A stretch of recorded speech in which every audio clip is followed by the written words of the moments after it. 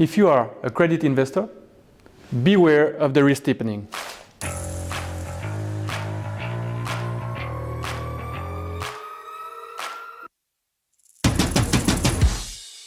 The slope of the US yield curve, or the difference between the US 10-year yield and the US 2-year yield, is a famous early indicator of recessions.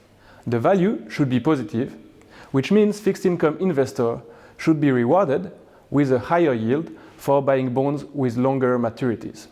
In the past, the yield curve has inverted various times, for example, in 1929, 1974, and 2008, where the inversion lasted particularly long and was followed by some well-known turbulences in the market. The reason for these turbulences is the following.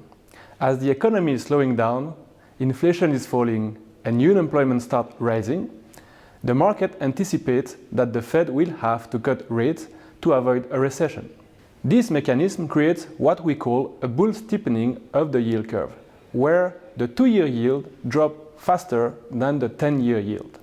The impact on credit spreads is usually negative, as we normally see a flight to safety during these periods of stress, where investors will favor quality over speculative assets or investment grades over high yield.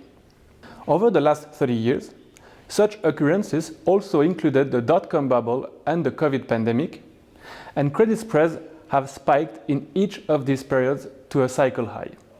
But it is not so much the yield curve inversion that coincides with spike in credit spreads. It is the re-steepening following this inversion. If we take the global financial crisis, for example, we can see that the yield curve started to invert in late 2005 already, without triggering any widening in credit spreads. It is only in the summer of 2007, a few months after the curve started rebounding, that the spread spiked from a low of 240 basis points to a frightening high of 1,830 basis points. The yield curve has been inverted for more than 2 years in the current cycle and has now re-steepened an impressive 124 basis points. Today, credit spreads have remained muted and are below their historical average.